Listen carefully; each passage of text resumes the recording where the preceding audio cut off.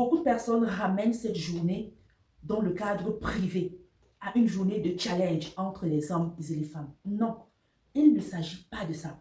Il s'agit de revendiquer le droit des femmes. Est-ce que vous savez que même dans les pays développés, il y a encore de grosses inégalités entre les hommes et les femmes? En Allemagne, le fossé salarial entre les hommes et les femmes est de 18%.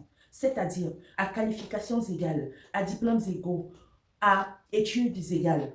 Un homme gagne 18% de plus qu'une femme. Ça, ce n'est pas normal.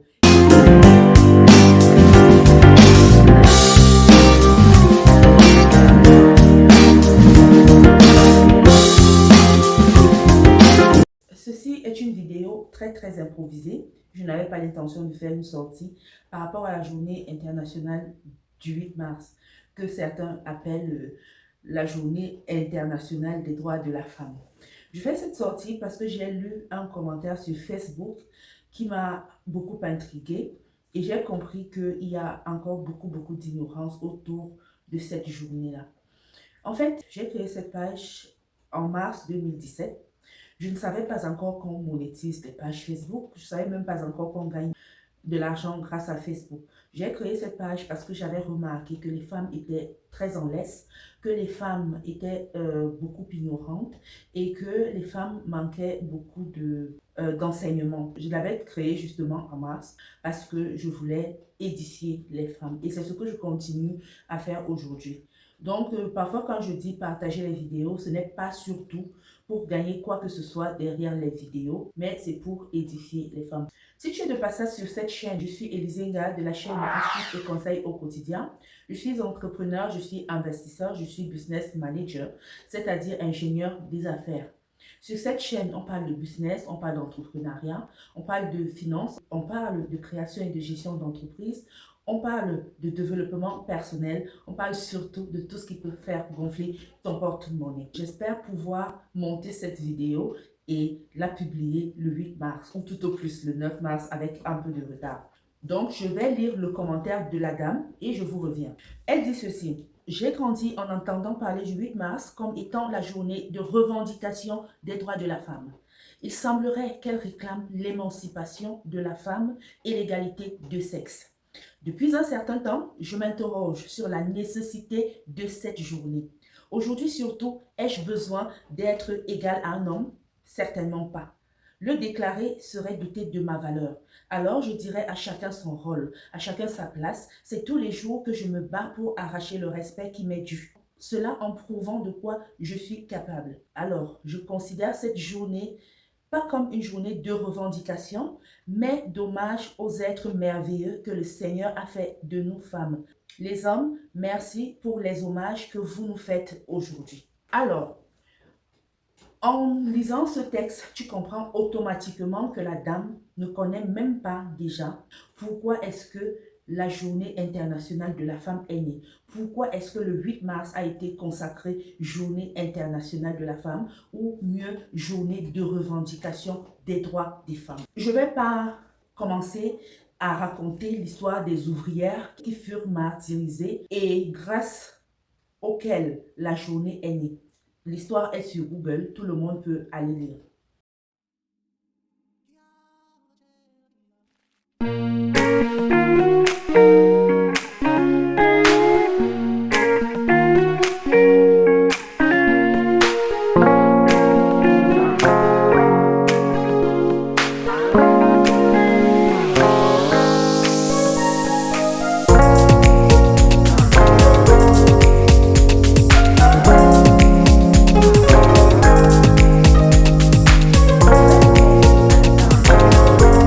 Parce que beaucoup de personnes, hommes et femmes, pensent toujours que cette journée est une journée où la femme essaye d'être l'égale de l'homme. Non, pas du tout. La dame dit que ce n'est plus vraiment nécessaire de revendiquer l'égalité homme-femme.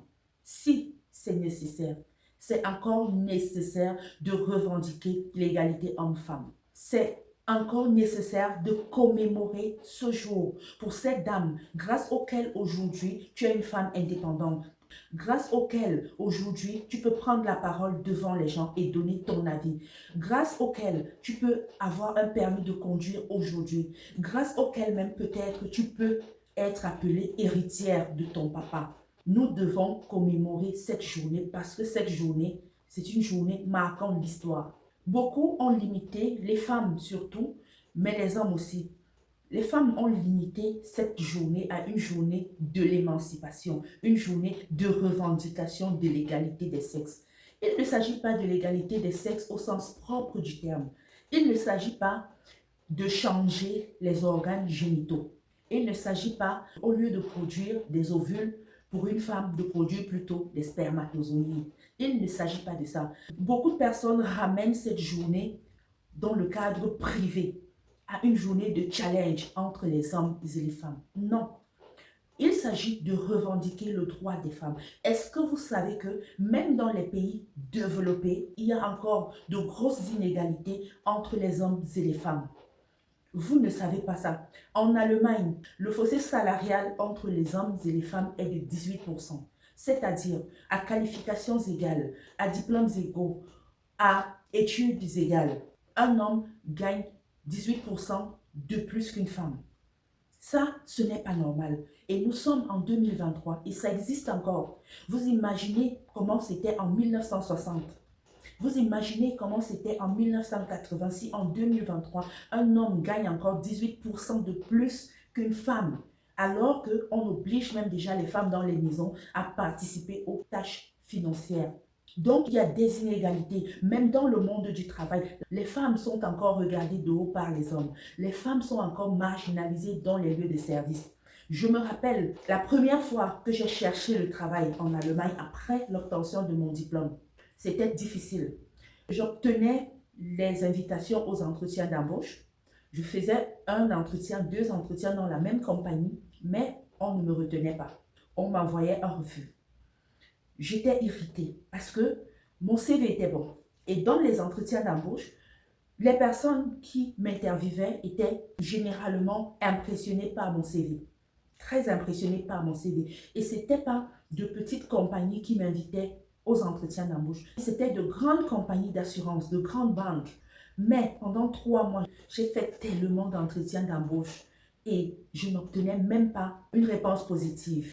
Alors, j'ai décidé de contacter un coach qui va m'accompagner dans la recherche de l'emploi. Je me posais des questions. Qu'est-ce que je fais mal? Si on m'invite aux entretiens, ça veut dire que mon CV, il est bon. Si je passe le premier entretien, on m'invite au deuxième entretien, ça veut dire que j'ai quelque chose à donner. Mais pourquoi, après le deuxième entretien, on ne me donne pas une confirmation? Je me posais des questions. J'avais le moral bas. J'étais mentalement éprouvée. Et heureusement, c'est une dame que j'ai eue comme coach. Et la dame m'a dit, écoutez bien, elle m'a dit ceci: tu as un très mauvais profil et ce sera difficile pour toi de trouver un travail à ta juste valeur. Et quand elle m'a dit ça, je me suis demandé comment est-ce que j'ai un très mauvais profil.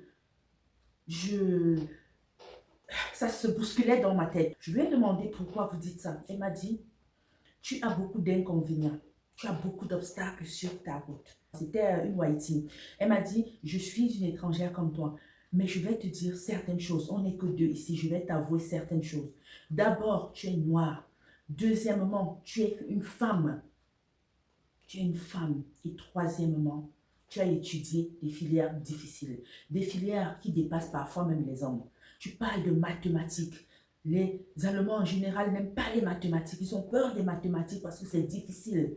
Et beaucoup d'hommes sont frustrés quand une femme se place devant eux avec un master en économie mathématique. Donc elle m'a dit, tu as un très mauvais profil et tu aspires à des fonctions managériales.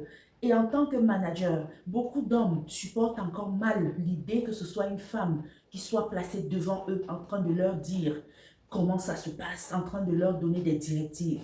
Beaucoup d'hommes n'acceptent pas encore ça. Beaucoup d'hommes seront jaloux de toi quand tu vas dans les entretiens d'embauche. Voilà ce qu'elle m'a dit. Donc, ma très chère dame qui a écrit ce message, je voudrais te dire, aujourd'hui tu as de la chance. d'être financièrement indépendante, d'exercer un boulot, de pouvoir te tenir devant les gens et prendre la parole, de donner ton avis. C'est grâce à cette dame qui bagarre depuis des années. C'est grâce à cette journée au cours de laquelle des femmes haut placées, des cadres de notre société prennent les devants pour aller revendiquer certaines choses pour nous les femmes. Il ne s'agit pas de l'égalité de sexe, de l'égalité de genre au sens propre du terme. Il s'agit du droit à l'éducation, du droit à certains postes de responsabilité, à des postes de manager. Il s'agit du droit au vote. Il s'agit du droit de disposer même de son corps. Parce que de nos jours, même dans les sociétés les plus évoluées, les plus développées, beaucoup d'hommes trouvent encore que les femmes, en s'habillant, elles sont provocantes. Et comme elles s'habillent de façon provocante, ils ont le droit d'abuser d'elles. Les femmes revendiquent le droit de disposer de leur corps comme elles veulent, le droit de s'habiller comme elles veulent. Bien que je ne suis pas trop d'accord avec ce côté-là, où on va marcher à moitié nu sous prétexte que on est libre de disposer de son corps comme on veut. Et même lorsque les hommes, eux, ils décident de s'exhiber, de s'habiller comme ils veulent, personne ne va abuser d'eux. Personne ne les oblige à faire ce qu'ils n'aimeraient pas faire. Hein? Quand un homme laisse entrevoir son caleçon, son boxeur, son bermuda, ça peut aussi donner des intentions à une femme. Mais jamais une femme ne va l'obliger à faire ce qu'il ne veut pas faire. Pourquoi on va obliger une femme à faire ce qu'elle n'aimerait pas faire juste à cause de l'expression de son corps, juste parce qu'elle s'est habillée d'une certaine manière? Donc, les femmes revendiquent même encore le droit de disposer de leur personne, de disposer de leur corps. Il y a encore des endroits dans ce monde où on excise les femmes sans leur consentement, c'est-à-dire que tu n'as pas le droit de ressentir le plaisir lors de l'acte. Il y a des sociétés dans lesquelles les femmes n'ont pas le droit de vote. Il y a des sociétés où les femmes n'ont pas le droit de faire un permis de conduire, où les femmes ne peuvent pas hériter. Il y a des gens qui cherchent toute leur vie un garçon. Comme quoi, le garçon, c'est lui l'héritier. Tant qu'une femme fait des enfants-filles, c'est des moqueries, c'est des railleries, comme quoi tu n'as pas encore d'héritier, comme si les filles ne sont pas des enfants. Il y en a même qui passent le temps à épouser des femmes. Il épouse celle-ci, elle lui fait 4 filles, il épouse une autre, elle vient faire 2 filles, il épouse une troisième, jusqu'à la recherche d'un enfant garçon, d'un héritier, d'un vrai enfant. Les femmes revendiquent ça, qu'on ne leur dise plus que la place d'une femme, c'est à la cuisine. Je dois rester à la cuisine par amour, pas parce que la place de la femme est à la cuisine. Donc, ma chère dame, loin de moi l'idée de te juger ou de te critiquer, mais il faut élucider certaines choses. Cette journée nécessite encore d'être. Il y a par contre des femmes qui ne savent pas vraiment de quoi il s'agit. Ne leur dictons pas la conduite à tenir. Si une femme a son pagne du 8 mars et qu'elle veut le porter et qu'elle veut arborer sa couronne de reine avec tous les arabesques, ce que ça peut comporter, laissez-la. Il y a des femmes qui ne connaissent pas de quoi il s'agit. Elles sont des ménagères. Alors si au lieu de service de son époux, on lui a donné un morceau de pagne pour qu'elle couse, pourquoi pas?